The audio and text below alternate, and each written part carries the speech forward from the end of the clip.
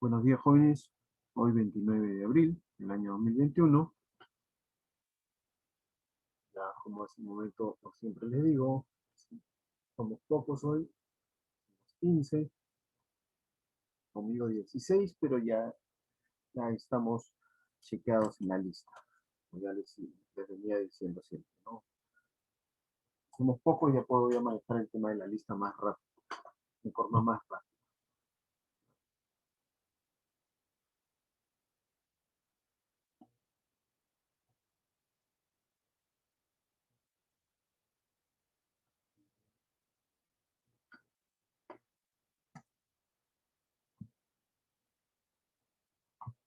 Muy bien. Ahora sí, muchachos, a ver. La clase anterior, que es el lunes, nosotros hemos estado viendo el tema de la poligonal. Ya estábamos viendo también no solamente la poligonal, sino también estábamos observando ya los ejercicios directamente concernientes al tema ¿no? De rumbo y azimut. Así que es importante que podamos nosotros ya seguir practicando con rumbo y azimut. Ahí les voy a dejar hoy unas tareas para la próxima clase del día jueves, ¿ah? No para el día lunes, para el día jueves. El fin de semana ya tendrán tiempo, o hoy, dentro de un rato, de resolver algunos ejercicios con respecto a rumbo y azimut. Son importantes para que podamos nosotros ampliar nuestros conocimientos.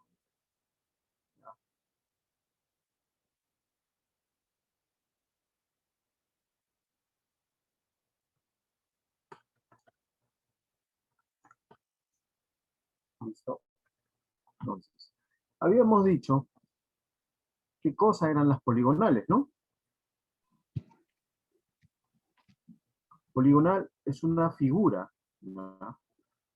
En realidad es una figura que es una serie de líneas rectas que conectan estaciones que nosotros hemos identificado en el campo. También hemos hablado de las estaciones con respecto a nuestra herramienta, que es el Google Earth, que también les he colgado, jóvenes, en la plataforma, ya un instructivo, ya depende de ustedes que lo revisen para que puedan estar siempre utilizando esta herramienta que es gratuita, una herramienta gratuita, es un SIG, y utilizándolo para que podamos nosotros generar, así como yo les he venido mostrando, generar información que más adelante vamos a utilizar, porque allí ya hay información muy importante. Si bien es cierto, no es lo ideal, porque el topógrafo tiene que estar en campo utilizando los instrumentos, pero de cierta forma nos brinda una facilidad para que podamos nosotros eh, capturar esa información bajo ciertas condiciones. No es preciso, no vayamos a tratar de hacer del Google Earth una herramienta asumiendo el rol de un teodolito, de una estación, de un nivel. No, simplemente es una herramienta con la cual podemos simular, más no precisar, ya no es tan preciso como una estación, como un teodolito, pero podemos utilizar el Google Earth para poder tomar información.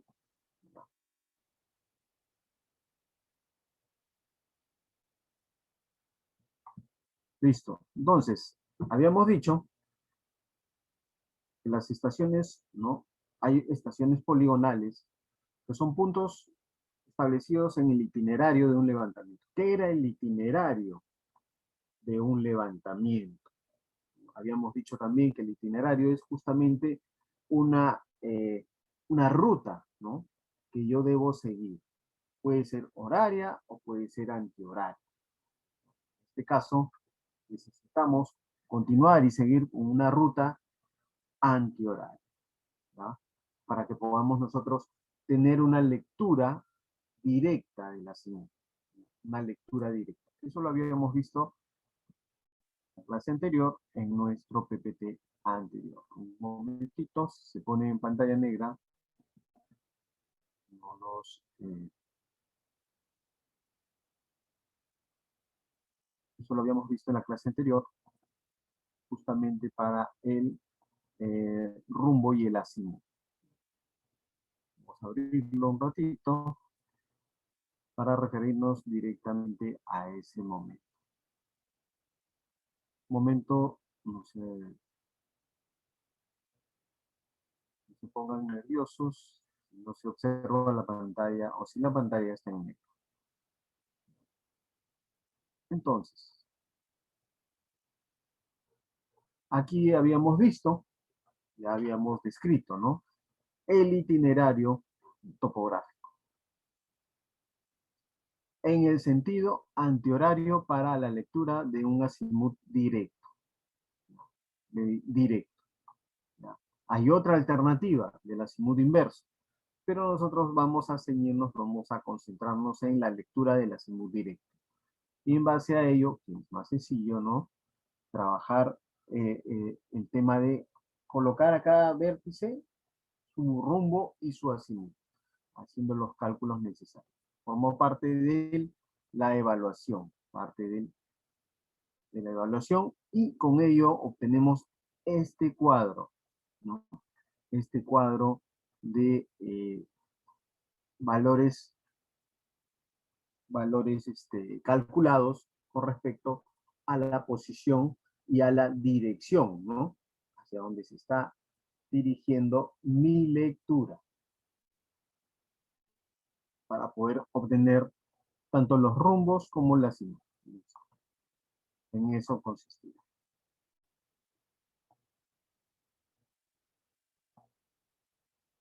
Dicho esto, los levantamientos de poligonales viene a ser un procedimiento frecuente en nuestra labor, en nuestro trabajo. Así como lo hemos visto, ¿no? Para poder determinar la medida de un terreno, es importante que nosotros podamos, ¿no? Que podamos nosotros hacer una figura para poder compensar, justamente compensar esa, y apoyarnos en esa figura que tiene mayor precisión, para que con esa figura podamos nosotros apoyar todo el levantamiento que podamos hacer en el espacio requerido.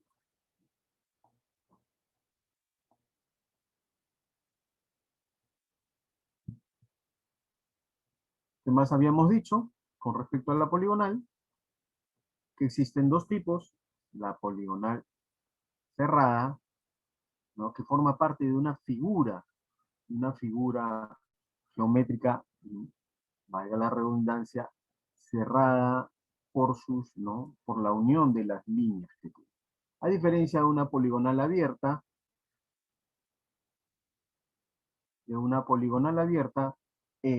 bajo dos formas de lectura, ¿no? Con control y sin control de cierre. Nosotros vamos a ver esta poligonal, esta figura, la vamos a ver ya, vamos a tener una referencia antes de que acabe nuestro ciclo en una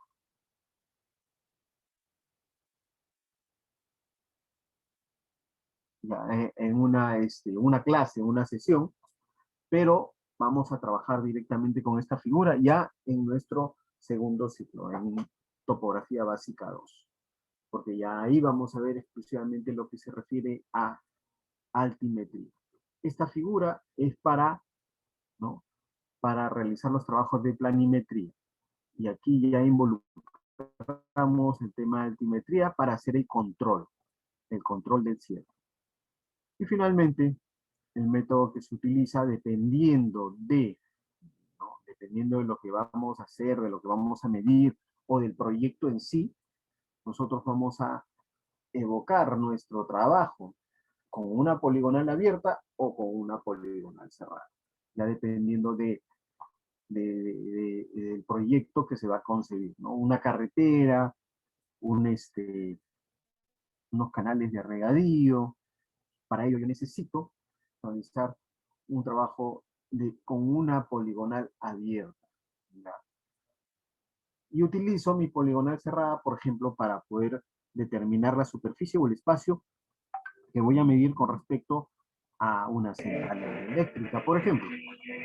¿Por qué central hidroeléctrica? Porque justamente ahí tengo, ¿no?, un espacio confinado, un espacio específico. A ver, Pérez, levantó la mano, dígame. ¿Alguna consulta? Profe, Sí, Pérez. profe, un servicio, profe, me voy a conectar más o menos por una media hora, porque lo que pasa es que te estoy llevando ahorita una lata a mi casa, profe, conmigo que me la roban. Ya, Pérez, ya, Pérez. Rápido, rápido entonces, ¿ya?, para que siga conectado. Listo. Continuamos. Entonces, a partir de ahí ya podemos definir, pues, para qué utilizamos la poligonal y con qué fin, ¿no?, dependiendo del proyecto. ¿En qué otros proyectos jóvenes podríamos nosotros ver, o imaginar que podemos nosotros utilizar la poligonal? A ver, pregunta. ¿En qué otro proyecto ustedes hayan visto en el camino, donde de repente hayan observado que están los topógrafos, que están trabajando, que están ahí midiendo? ¿En qué tipos de obras? Ya hemos visto un montón de obras, ¿no? A ver, vamos muchachos. Profe, ¿cómo dijo Pasa, la ¿usted quiere que pregunta? le pregunte directo? A ver, Ingeniero, ¿qué dijo la pregunta? ¿cuál fue la pregunta? Ya. ¿En qué obras ustedes han visto, en primer lugar, enfocarse en la obra, ¿no? ¿En qué obra yo he visto un topógrafo? Segundo, ¿qué tipo de poligonal puede haber utilizado este topógrafo? ¿Ya? Depende, profe, hay obras ahí, como dice, cerradas y abiertas como Profe, una Ya, cerrada puede un ser en ratito. en una carretera, profe, poligonal abierta. Ya, y una muy bien, casa, Yasha. Ay, colegio o profe. algo, profe, en la poligonal cerrada. Ya, muy bien, Yasha. ¿Quién fue el que Profesor, pasó también por puede encima? ser, profesor, Dígame, Ay, señorita profe. Peña. A ver, un también ratito puede escuchemos ser, a la creo, señorita Peña. para cuando hacen las explotaciones mineras, Ya, perfecto. ahí Ya. también se puede utilizar. ¿Qué tipo de poligonal le podríamos usar ahí en una, ¿no?, en un espacio de la explotación minera? A ver, dígame. Abierta. Abierta, muy bien. Una abierta, profesor. Abierta. Podría ser siempre y cuando, escuchen, ¿ah?, siempre y cuando usemos de todo el ámbito ¿no? El ámbito, ¿no?, del territorio de esta empresa minera. Podríamos utilizar la poligonal abierta cuando, miren, ¿ah?, cuando en el tajo abierto yo necesito determinar justamente esa ruta que me lleva hasta el fondo del tajo. ¿Ya? Ahí hay una poligonal abierta, porque ahí hay una ruta por donde bajan los camiones, ¿no?, hasta el fondo y luego ascienden. Entonces, en esa ruta yo necesito una poligonal abierta.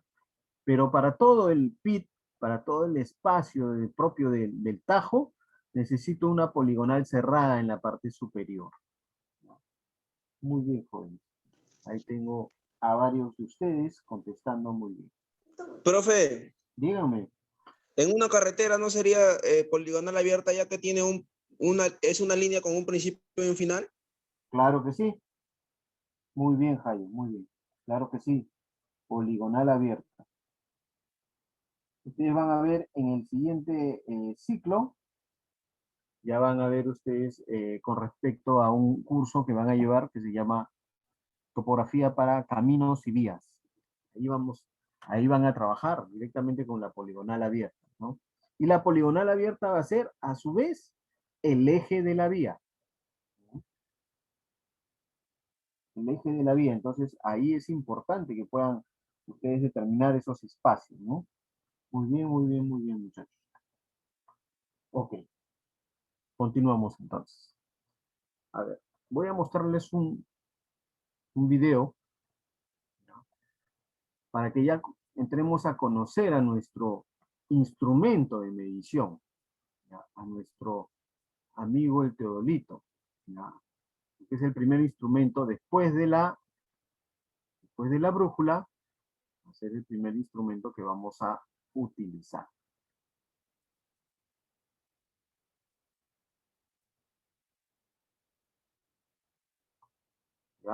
¿Listo?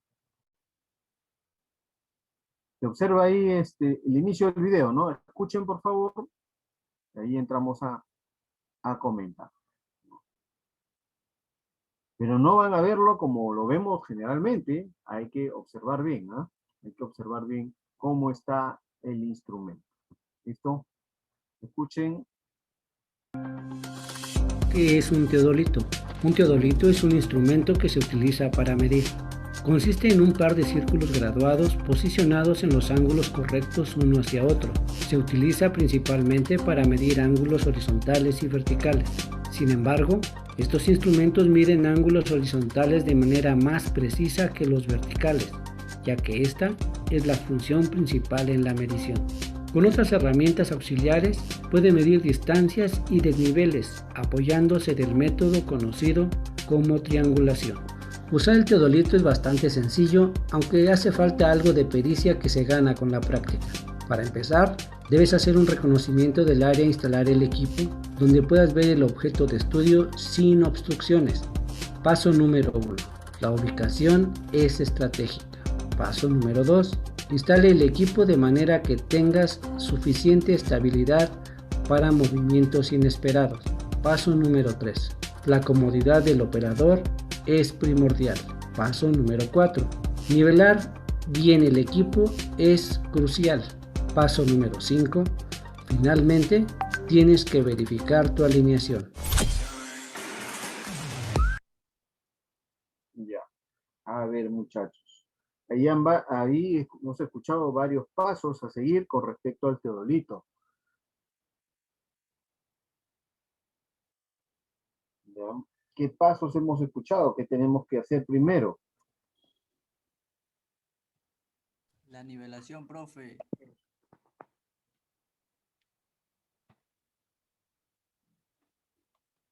Más precisa que los verticales. Escuchen. Un teodolito es un instrumento. Es chiquito el video. Escuchemos, por favor, nuevamente, para preguntarles. ¿Qué es un teodolito? Un teodolito es un instrumento que se utiliza para medir. Consiste en un par de círculos graduados posicionados en los ángulos correctos uno hacia otro. Se utiliza principalmente para medir ángulos horizontales y verticales. Sin embargo, estos instrumentos miden ángulos horizontales de manera más precisa que los verticales, ya que esta es la función principal en la medición. Con otras herramientas auxiliares puede medir distancias y desniveles apoyándose del método conocido como triangulación. Usar el teodolito es bastante sencillo, aunque hace falta algo de pericia que se gana con la práctica. Para empezar, debes hacer un reconocimiento del área e instalar el equipo, donde puedas ver el objeto de estudio sin obstrucciones. Paso número 1. La ubicación es estratégica. Paso número 2. Instale el equipo de manera que tengas suficiente estabilidad para movimientos inesperados. Paso número 3. La comodidad del operador es primordial. Paso número 4. Nivelar bien el equipo es crucial. Paso número 5. Finalmente, tienes que verificar tu alineación. Listo. A ver, muchachos. La pregunta. Son 5 pasos, ¿ya? Con respecto al teodolito. Pero ¿qué cosa es en realidad un teodolito? Es un instrumento que nos va a servir para que nosotros podamos medir, ¿no? Medir ángulos horizontales. También podemos medir ángulos verticales, pero es un poco más complicado. Perdón, ángulos verticales y horizontales. ¿Podemos medir distancias? Sí, también, pero de repente colocándolo en un aditamento, como un distanciómetro, o de repente ya para esa circunstancia, el distanciómetro, ¿no? Adicionado al teodolito, ¿no? Porque esta es una forma de teodolito, ¿no? Es una forma muy convencional de teodolito. Miren cómo se ha generado este teodolito a partir de, ¿no? ¿Listo?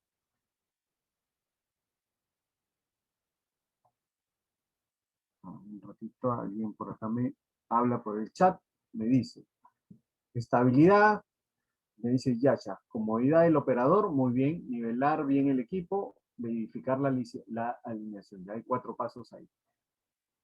son importantes, ¿no? El tema de la estabilidad, porque tenemos que estar, el equipo tiene que estar lo más horizontal posible, lo más estable, ¿ya? Ubicar el equipo, ¿ya? Ubicar bien el equipo. Ahora, para que podamos realizar las lecturas correspondientes, ¿no? Entonces, muy bien, señor Hayo y señor Yasha. Entonces, vamos por acá.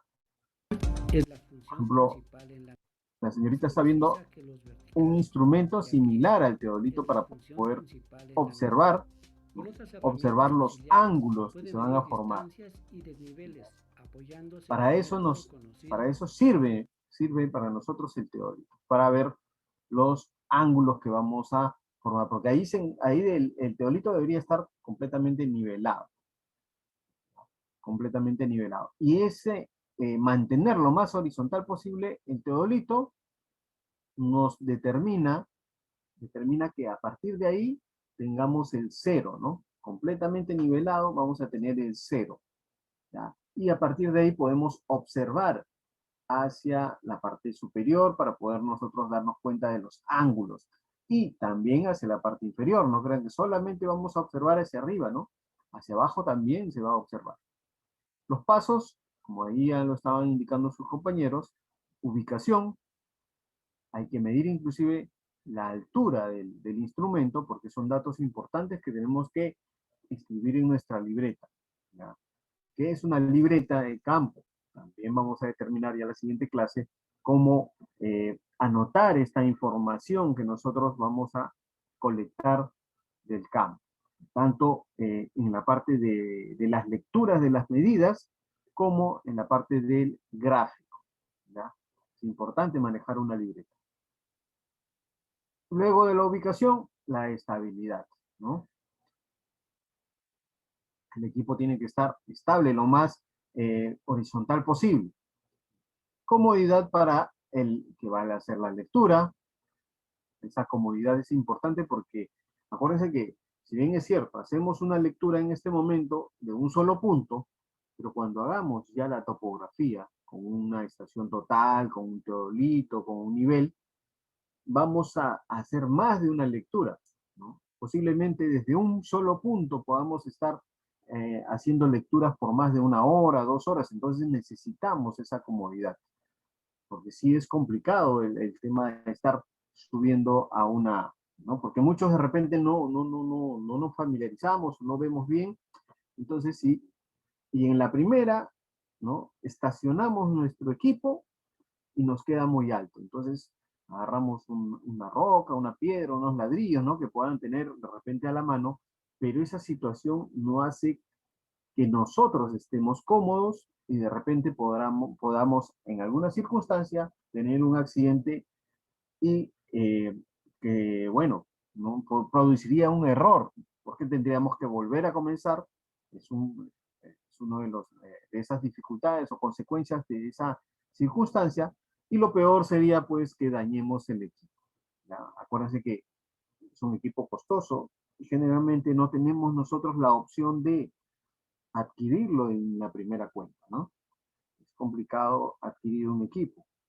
Estamos hablando de equipos alrededor de 2.000 soles, ¿no? Entonces ya es complicado, hay que saber manipularlos, ¿no? Hay que tener mucho cuidado con ellos hasta en el transporte, porque tiene, si bien es cierto, su propio maletín donde se va a llevar, pero hay que tener de todas maneras algunas consideraciones.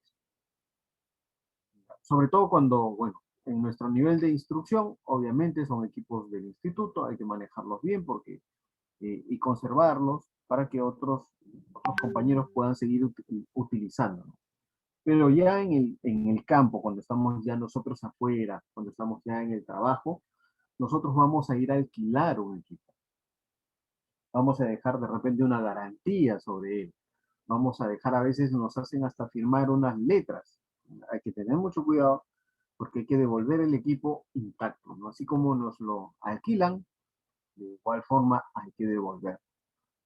Y sobre todo, cuidarlo, hay que contratar siempre un tema de seguridad. Lamentablemente tenemos que hacer eso, pues, porque ¿no? Y eso también debe estar dentro del presupuesto, ¿no? Generalmente está dentro del presupuesto, ¿no? Contratar a un personal de seguridad, que puede ser un policía uniformado inclusive, o alguien que pueda brindarnos la seguridad, porque estos equipos, al ser caros, obviamente son muy requeridos por la delincuencia, ¿no? Entonces, y hay un mercado negro de estos equipos en los cuales nosotros no podemos incurrir. Tener mucho cuidado. Listo. Cuarto paso, nivelación. Nivelar el equipo. Si bien es cierto, este es un modelo muy interesante que se ve, ¿no?, creado por esta institución, pero miren, ¿no? Este modelo está muy, es simplemente una circunstancia de un prototipo, de una maqueta. ¿Para qué me sirve el equipo, no? Están haciendo una simulación, pero nosotros vamos allá a utilizar otro equipo mejor.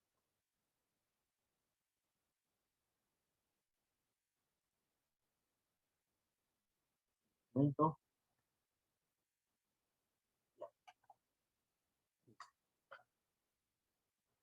Los 5 pasos para poder trabajar con un teodolito.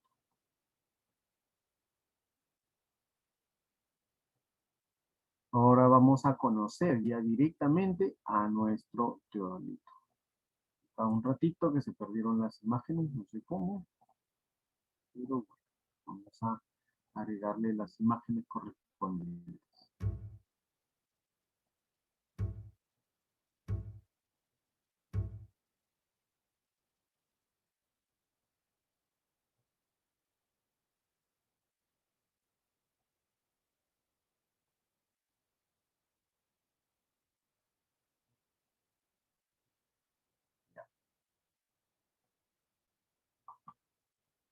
Hacerlo un poco más chiquito estas imágenes para que puedan entrar en 2 hojitas y lo tengamos ahí disponible. Ya. Este es un teodolito electrónico y este es un teodolito óptico, o mecánico óptico, como quieran decir.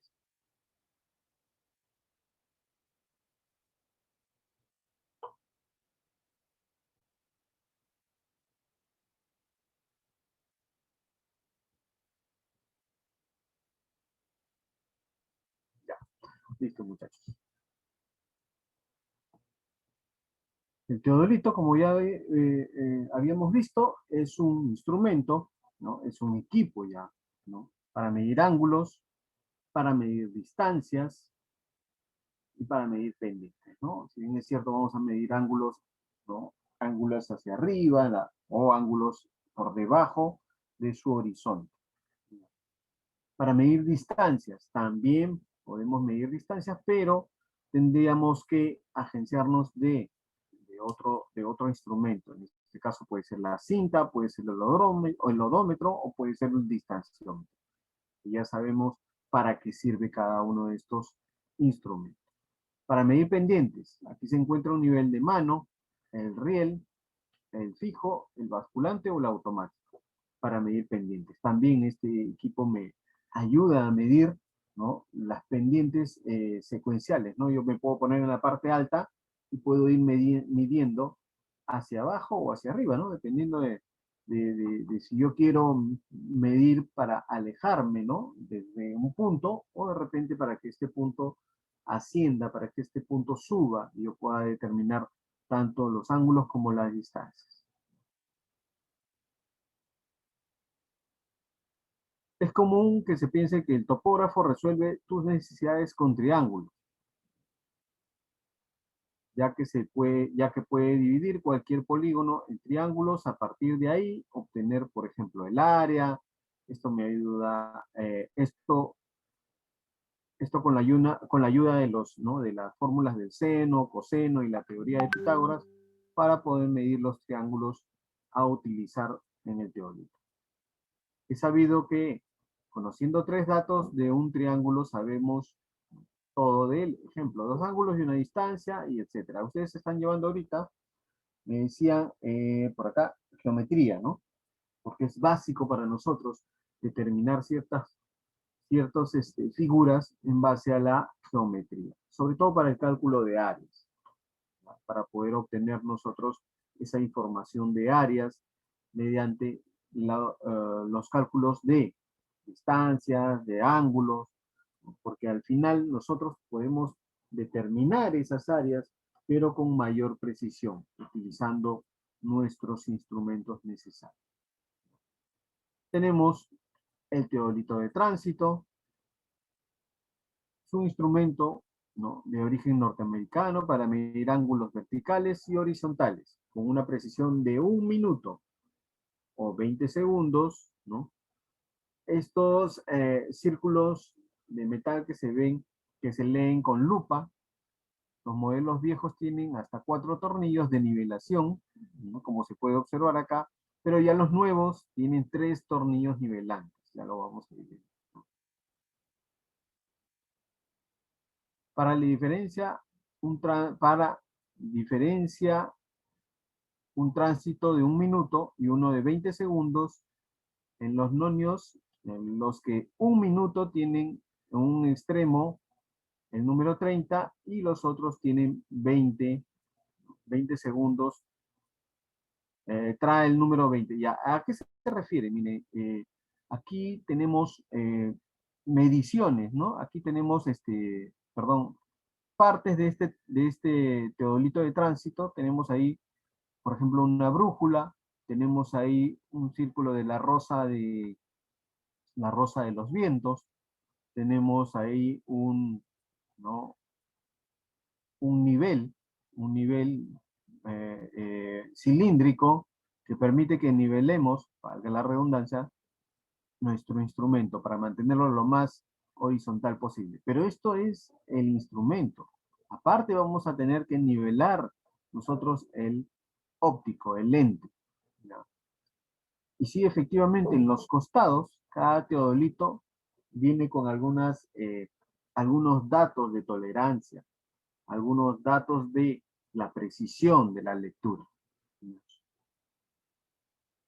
No es muy común utilizar ya en este momento este tipo de teodolitos, pero si bien es interesante e importante saber cuál ha sido uno de los primeros equipos que se debe utilizar, ¿no? Luego tenemos el teodolito óptico o mecánico óptico, como le digo yo, que es este teodolito que sí contamos nosotros con el instituto, ¿no? Tenemos este tipo de teodolito con 3 tornillos nivelantes, aquí está en la parte inferior, ¿no? Luego tenemos los niveles, tenemos el nivel de línea, luego tenemos el nivel, ¿no?, el nivel esférico, y dentro de ello tenemos nosotros aquí los lentes, ¿no?, y en esos lentes, encima de los lentes, ¿no?, del óptico, tenemos nosotros una cruz, esa cruz que va a indicar la mira, hacia dónde yo voy a apuntar en un primer momento. Esto es solamente mecánico óptico, para solamente visualizar. ¿Y qué voy a visualizar? Mediante estos lentes que tengo acá, que van a hacer un acercamiento, un zoom, ¿no? Vamos a visualizar nosotros, ¿no?, nuestra mira. La mira, esa regla de 4 metros, ¿no?, que puede ser de madera, puede ser ¿no?, puede ser de metal, puede ser de aluminio, ¿no? No, solamente la mira graduada con los dígitos a observarse, ¿ah? No vayamos a pensar que vamos a observar la mira con tipo código de barras, ¿no? Ese es para otro tipo de instrumento.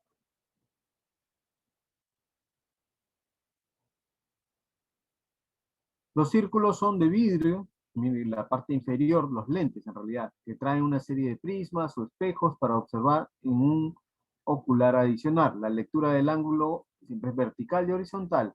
La precisión va desde 1 minuto hasta 1/10 de segundo. Estamos hablando de que tiene mayor precisión en la observación y también, ¿no?, en los datos que ya tiene, que podamos leer nosotros en este teodolito. Cuando giramos, tanto horizontalmente giraremos a la derecha, Siempre acuérdense que vamos a girar todo siempre por la derecha, en sentido horario. Nuestro equipo lo vamos a girar en sentido horario, ¿ya? Para poder hacer la observación. Y ahí vamos a poder leer los ángulos o el ángulo que se va a ir determinando con respecto a mi ángulo inicial, ¿no? Que puede ser mi azimut, ¿no? Pero si no, yo puedo simplemente alinearme y puedo determinar el ángulo interno, ¿no? Observando hacia otro punto. Ya eso lo vamos a ir viendo posteriormente para poder ya saber cómo utilizar. ¿Y qué observamos nosotros, no? No solamente saber que existe un equipo que me hace la lectura, pero yo tengo que palpar esa lectura. La próxima clase vamos a ya entrar al tema ya de la manipulación propiamente del teodolito. Si bien es cierto, va a ser virtual, vamos a poder manipular bajo un modelo, ¿no? Y una simulación que es muy bueno para que podamos nosotros practicar. Tenemos el siguiente instrumento que es el teodolito electrónico. También tenemos teodolito electrónico, ¿ya? Pero ya el teodolito electrónico adicionado a no solamente a la parte electrónica que se puede observar ahí, donde vamos a hacer la lectura en este display, ¿no? En este display ya electrónico, no solamente vamos a observar la lectura, sino también vamos a anotar, vamos a ingresar datos, información. Este teodolito electrónico no solamente nos va a ayudar a observar, sino también ya tiene otras funcionalidades, ¿no? Adicionalmente, se le está colocando ya a este teodolito electrónico, porque solamente es de observación el teodolito, solamente es de observación, como yo le decía, ¿no? Pero observamos por los lentes, a través de los lentes, a través del ocular, y vamos a observar ¿qué? Vamos a observar nuevamente, como les decía, vamos a observar la mira, ¿no? Y vamos a ajustar nosotros nuestra visual, ¿no? Y dentro de los lentes, pero profe, ¿cómo voy a, ¿no? ajustar y ver la precisión? Dentro de los lentes, como ya lo habíamos visto anteriormente, dentro de esta observación de lentes, vamos a ver una cruz. Esa cruz se llama cruz filial. ¿Cómo se observa esa cruz filial? Ya lo sabía en las clases anteriores, se los había mostrado, ¿ya?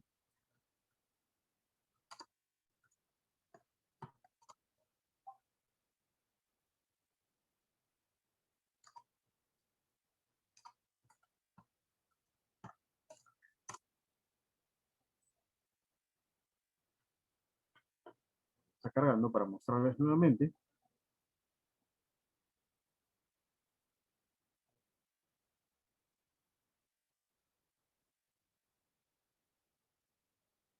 ¿Cómo lo voy a observar, profe? Ah, ya.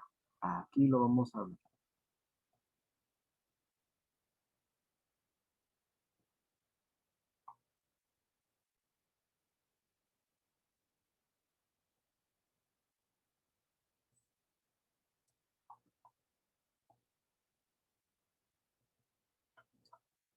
Eso es lo que vamos a observar en un primer momento, muchachos. Lo vamos a separar.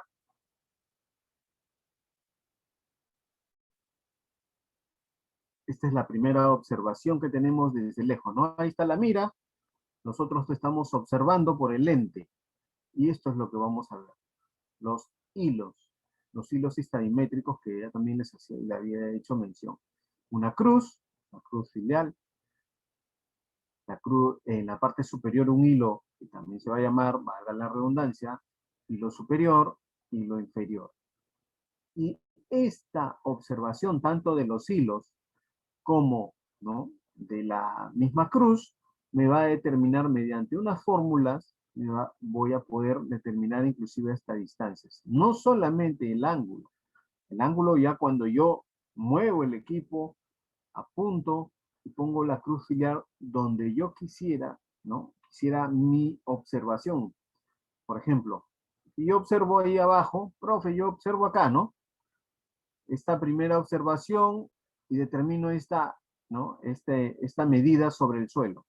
A partir de ahí, yo veo en la parte superior de un edificio, justamente ahí voy a observar en la parte superior una saliente, ¿no? Hasta dónde está el edificio, hasta dónde está construido, ¿no?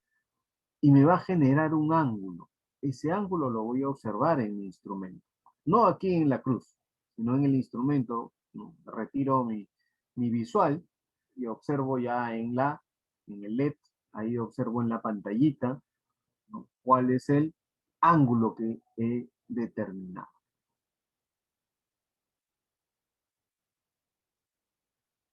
Para que podamos observar un poco más cerca.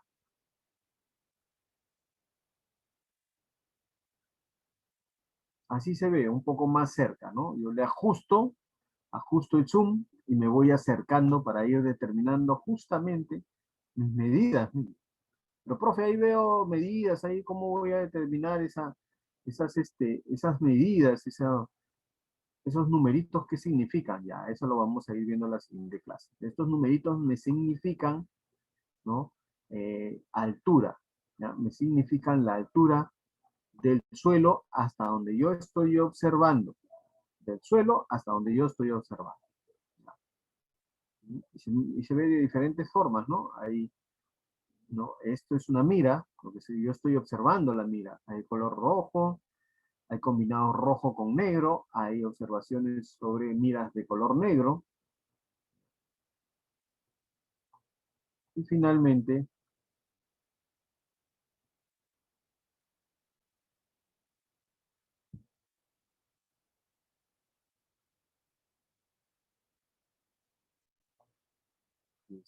estas son las observaciones directas sobre la mira, ya, sobre una mira. Esto voy a verlo, ¿no? Si no pongo la mira, voy a ver de esta forma, ¿no? Voy a verlo de esta forma. Voy a ver, siempre que observe, voy a ver ahí la cruz filial. Voy a observar, hay algunos teodolitos que tienen un círculo en el centro, algunos que tienen un puntito, algunos que tienen ya unas cruces graduadas, y hay de diferentes, ¿no? Observaciones. Pero nosotros la que vamos siempre a tener es esta, la cruz filial, ¿no? La primera, ¿no? Sin puntitos, sin medidas graduadas, y sobre esta cruz filial ya tenemos nosotros dos marcas más, que es el hilo superior y el hilo inferior. Suficiente con eso. En nuestro teodolito.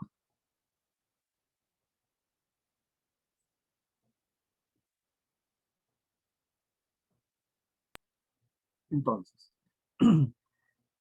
es la versión del teodolito óptico con la incorporación de electrónica para hacer las lecturas del círculo vertical y horizontal, desplegando los ángulos en una pantalla, ¿no? En la pantalla LED. Está. Eliminando errores de apreciación. Esto es un poquito más preciso que el mecánico óptico. Es más simple en su uso y por requerir menos piezas es más simple también en su fabricación. Y en algunos casos en su calibración. Bueno, de cierta forma, ¿no? El teodolito electrónico se calibra más, de una forma más sencilla, ¿no? Pero no quiere decir que no podamos calibrar.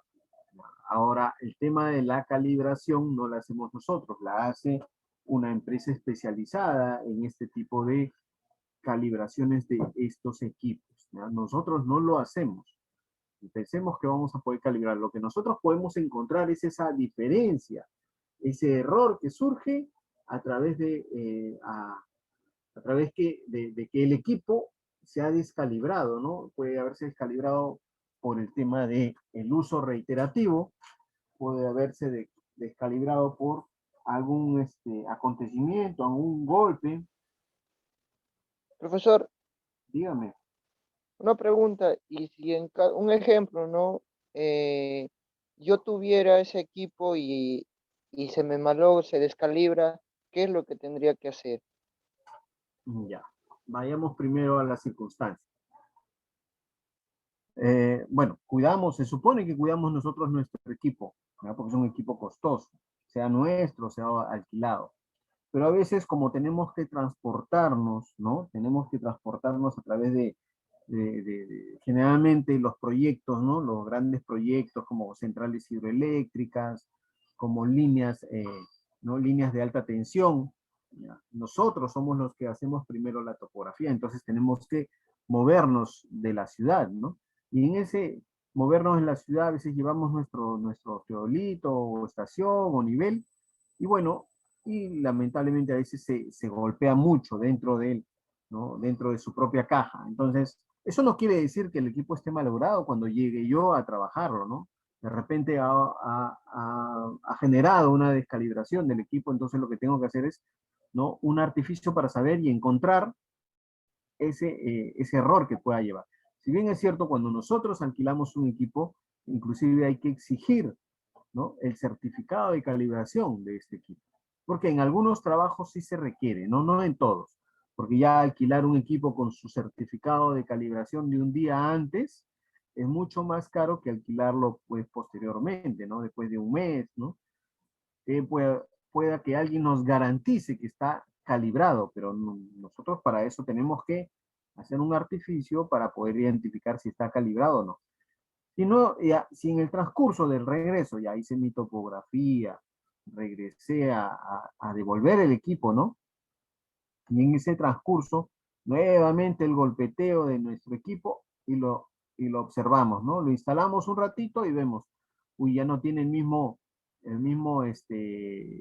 El mismo delta, la misma diferencia que tuvo cuando yo lo observé para poder hacer mi lectura. De repente ya tiene más. Entonces ya podemos darnos cuenta que con el uso, con el manejo, con la manipulación del equipo, se va descalibrando poco a poco. Entonces lo que tenemos que hacer es llegar a la empresa, ¿no? Y decirle, preguntarle, ¿no? Miren, el equipo tiene este tipo de error, ¿no? Yo no he tenido ningún inconveniente, estoy arrastrando este error, ¿ya? Pero necesito que para la siguiente lo calibren, ¿no? Lo calibren porque es para poder evitar, pues, los errores. Por algo uno le está pagando a la empresa por el alquiler del equipo, ¿no? Ellos tienen la obligación de entregárnoslo calibrado. ¿No? Y de todas maneras decirle que efectivamente hemos trabajado correctamente, pero arrastramos un error, y bueno, ¿no? Lamentablemente pues en el transcurso del trabajo, porque a veces sucede, ¿no? Sucede de que se ha descalibrado, ¿ya? En la siguiente ya lo pediremos calibrado. Si fuera un equipo nuestro, lo tenemos que llevar a una empresa, ¿no? Y a manifestarle el error, ¿no? Que hemos encontrado, esta diferencia, este delta en las lecturas, ¿no? Se lee 2 veces, se lee más de 2 veces, y se saca un error promedio. Eso es para que nosotros hagamos el ajuste, ¿ya? Se lee varias veces. Pero para el tema de calibración, ¿ya? Lo leemos una sola vez y le llevamos ese dato a la persona que va a calibrar el equipo. Lo va a internar y en un par de horas nos va a entregar ya el equipo calibrado. Entonces, pero sí, obviamente, que lleva un costo, ¿no? Que tiene un costo. Es más difícil calibrar un teodolito mecánico óptico que un teodolito electrónico. Pero así es el proceso, pero obviamente es más costoso calibrar un teodolito electrónico, una estación total también. ¿Ya? Un teodolito mecánico óptico es un poco más económico, ¿no? Están alrededor de 200 soles calibrar una estación total, que te la entregan de un día para otro, ¿no? Aproximadamente, ¿eh? Dependiendo del tipo de estación, dependiendo del modelo, dependiendo de la marca y dependiendo del requerimiento, obviamente, ¿no? Así que cuiden los equipos jóvenes, tanto los que alquilan como los que tenemos en el instituto, ¿no? Cuando ya estemos en campo. ¿No? Listo. Las principales características que se deben observar para comparar estos equipos: hay que tener en cuenta la precisión, el número de aumentos de la lente en el objetivo y si tiene o no compensador electrónico. Eso va a determinar el precio, ¿no? del equipo. Si es que vamos a adquirir uno, inclusive cuando vayamos a alquilar uno de estos equipos. Si tiene compensador electrónico es mucho más sencillo nivelarlo. Si no tiene, pero también determina el costo del alquiler, ¿no? Con compensador está creo 10 soles más, 10 soles, 15 soles más. Pero si no, bueno, ya vemos. Y dependiendo de la disponibilidad, ¿no? Yo, conozco un profesor. ¿Alguna pregunta, señor Gómez? Nada todavía, ya. Sí, profesor. Díganme. Profesor, disculpe, y redondeando un alquiler, ¿cuánto estaría? Ya, para que conozcamos un poco el tema del mercado. A ver, vayamos desde lo más económico, independientemente del trabajo. ¿Ya? Lo más económico es alquilar un nivel. ¿Ya? Un nivel está alrededor de 50 soles por día. 50 soles por día. ¿Ya? Después del nivel ya llegan los teodolitos. ¿Ya? Un teodolito, el alquiler de un teodolito está aproximadamente 70 o 80 soles, más o menos. Hasta 100 soles, dependiendo de que si es un teodolito mecánico óptico o si es un teodolito electrónico. De ahí vienen el alquiler de las estaciones totales. Las estaciones totales cuestan alrededor de 120 a 200 soles, dependiendo de la estación total. Por día, es un costo de alquiler por día, hasta 200 soles, inclusive si es una estación total, dependiendo de la marca, ¿no? Y el modelo. ¿Ya? Ese es el valor más o menos de los alquileres, 200 soles por día.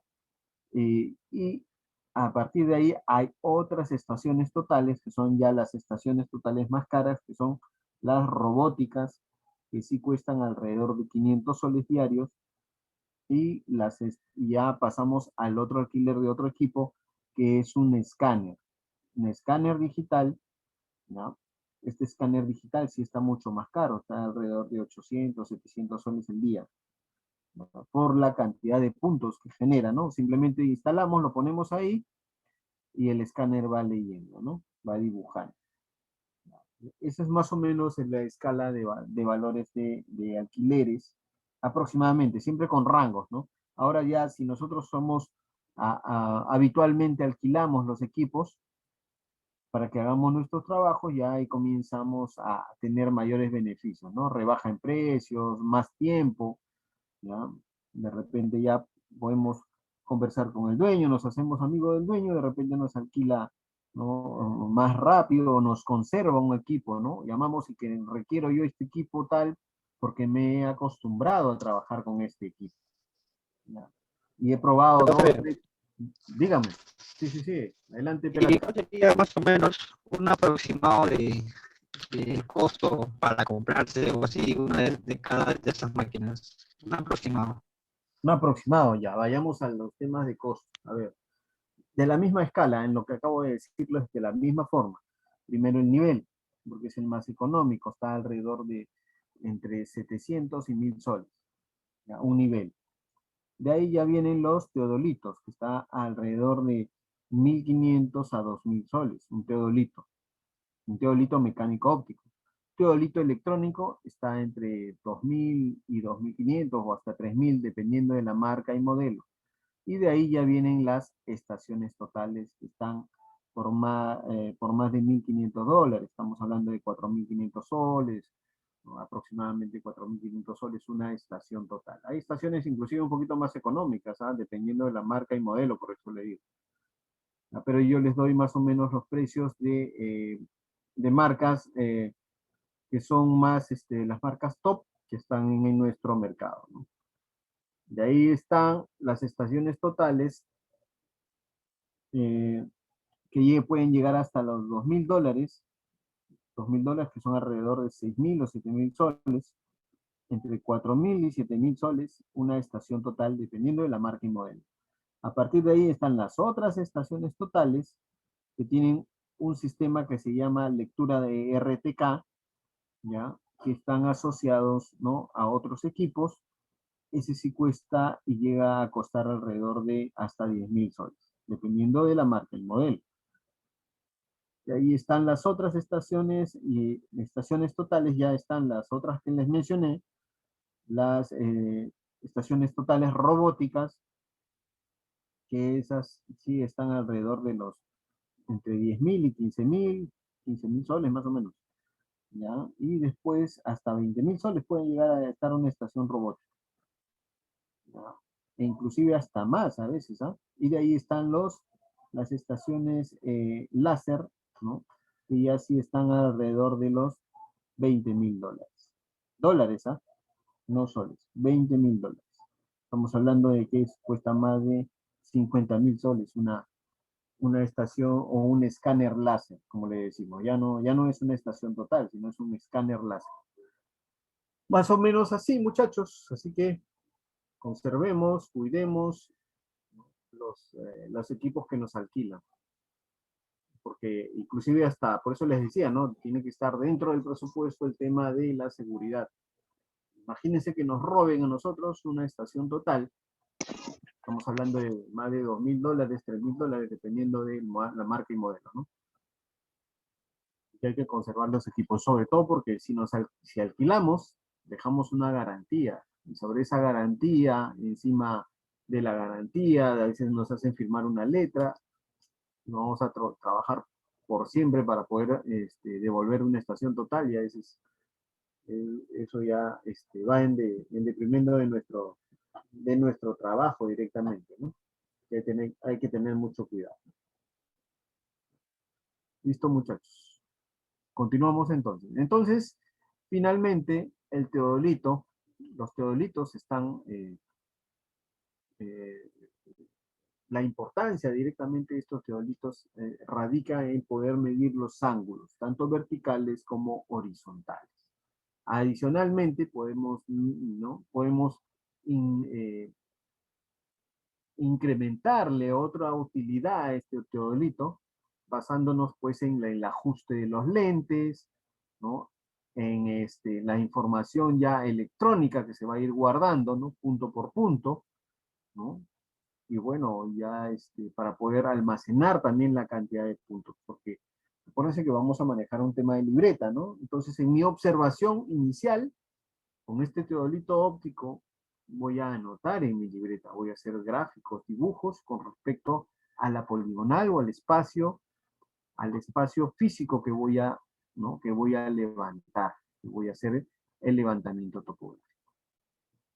Listo, muchachos. ¿Consultas, preguntas, dudas? Profe, Díganme. profe, sí o sí, el topógrafo, trabaja con otro, que, ¿cómo se llama? Tiene un ayudante, ¿verdad? Así es.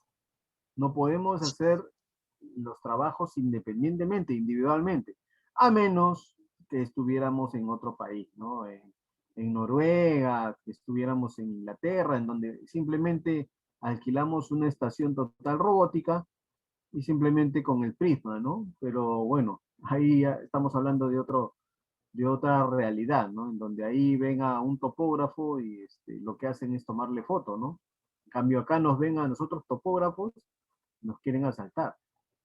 Pero bueno, esa es la diferencia, ¿no? En Noruega tú alquilas una estación total robótica o compras o trabajas para una institución que tiene una estación total robótica, simplemente la instalas, agarras tu prisma y te mueves, ¿no?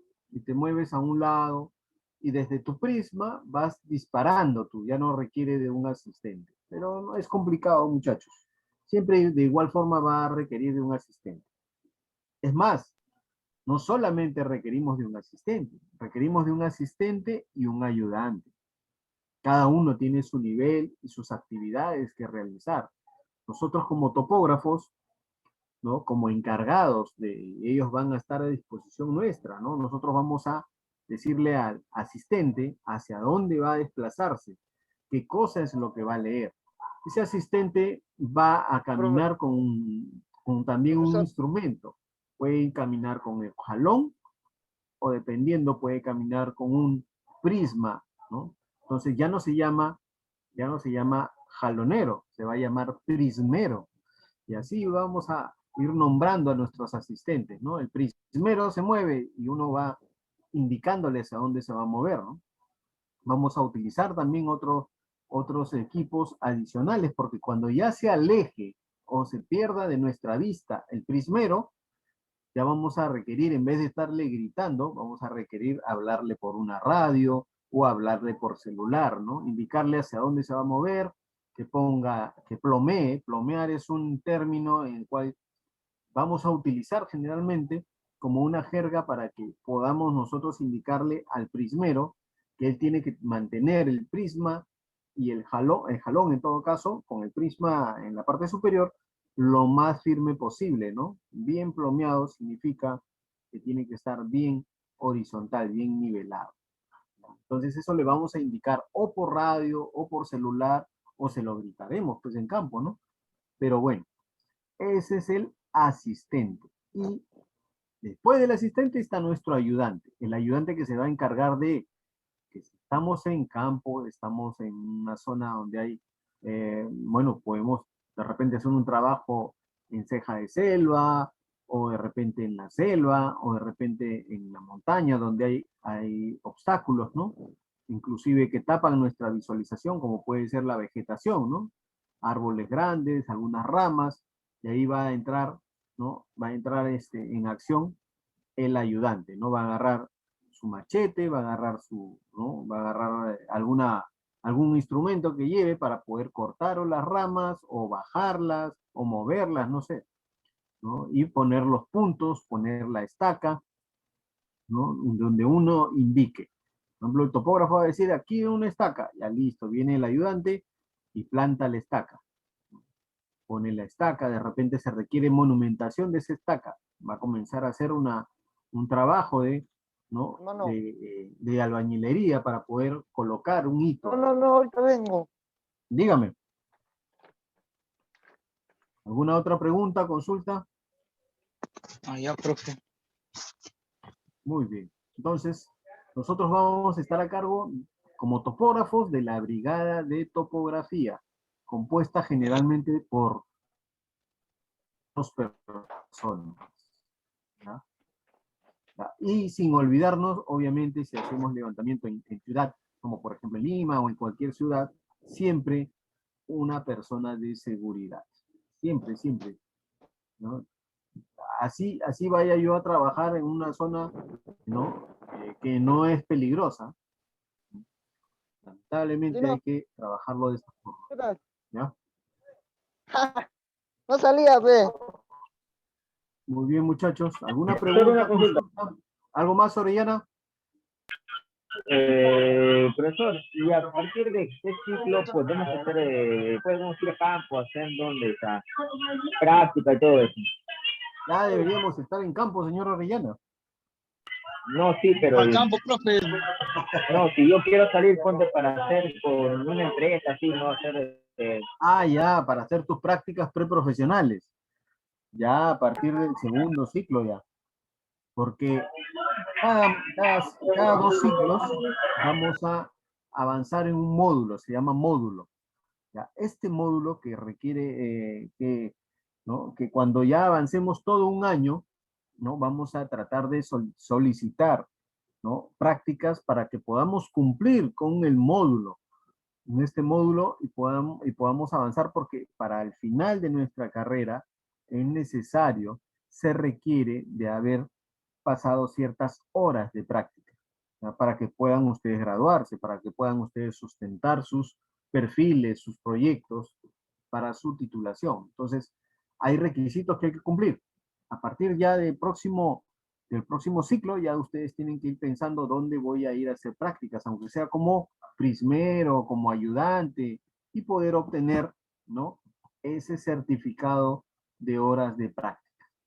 Entonces ya con ello yo ya he ido avanzando, ¿no? Pero obviamente hay que ir ascendiendo, no voy a salir de acá a ser topógrafo de frente, ¿no? Sino que en este primer módulo, que está compuesto por los 2 primeros ciclos, yo voy a realizar ya labores de ayudante, labores de asistente, ¿no? Y después posteriormente en el otro ciclo ya de repente puedo ir ascendiendo en esa misma institución o empresa en la cual me han brindado ¿no? la posibilidad de hacer prácticas, y ya poder ser, ¿no? un nivelador, de repente, ¿no? ser encargado de la cuadrilla de nivelación, y después posteriormente ser encargado de la cuadrilla de topografía, ¿no? como topógrafo propiamente, ¿no? Y también tengo que cubrir horas de trabajo, horas de prácticas. Y en el tercer módulo, que comprende al quinto y al sexto ciclo, también ya poder obtener mi certificado de horas de prácticas, también ya siendo topógrafo, ¿no? Entonces, ya tienen que ir cubriendo, ¿ya? Pero eso les va a decir ya seguro, les irá diciendo el ingeniero seminario a medida de cómo vayamos avanzando en nuestros cursos, ¿ya? Listo, muchachos. ¿Alguna pregunta, consulta? Profesor, para que me... Orellana. Para la lista, me dice Profesor, Orellana. las calificaciones Ya. con respecto al examen que dimos. El día lunes ya les estoy dando las calificaciones, muchachos. El día lunes. Profe, una pregunta. En realidad no los he podido calificar.